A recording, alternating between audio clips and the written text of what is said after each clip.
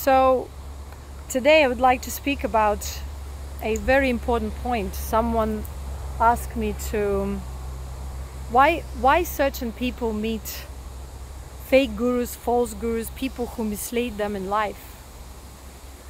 And the answer to this question is very simple, because these people, this is the wrath of their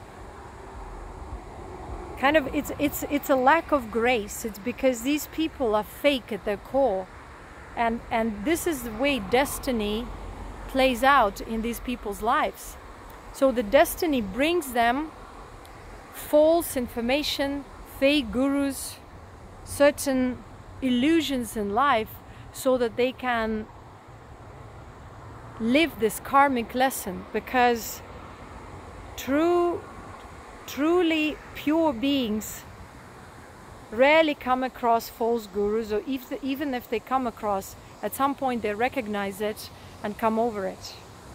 People who have no grace, who live through their delusion, because this delusion has to manifest outwards, they usually come across fake gurus, they become slaves, or they become manipulated by these people. And it's because it's a part of their journey, because they represent that delusion within themselves. So they will come across beings who will mislead them, will take advantage of them, and this way the divine plays out. This way, even though these people have supposedly spiritual interest, this interest is kind of linked to their unresolved issues, to their trauma, to their limited self, to their ego. And that's why it has to play out through this scenario of coming across false gurus. Because true spiritual wisdom is so bright, is so simple, that it cannot be grasped by a limited mind, by a rigid mind, by a mind that has a certain plan, a certain motivation, limited motivation. Or it cannot be recognized by this kind of mind, because this mind at its core has a desire for self-validation, self-gratification, wants to become something, in other words, wants to box oneself. But spiritual life is like a flow.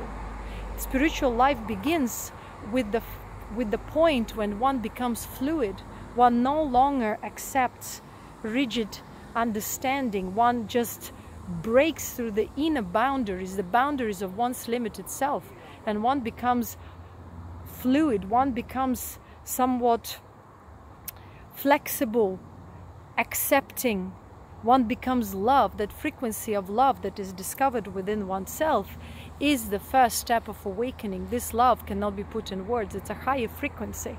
Once we recognize this higher frequency within ourselves, we can see and recognize this higher frequency in others. And that's how, through our own higher frequency and the grace of being connected to this higher frequency, we are guided to the right path, to the right teacher. This teacher does not need to be a part of our limited self, a part of that paradigm that we created for ourselves, a part of the imagination that we've created about the spirituality or how spiritual teachers have to be. And thus we break through in a spiritual sense, and we have that grace to actually meet or come across a spiritual teacher. But we need to keep on cultivating this higher frequency, this fluidity of our own being, so that we can maintain that higher frequency within and the connection with the truly evolved beings.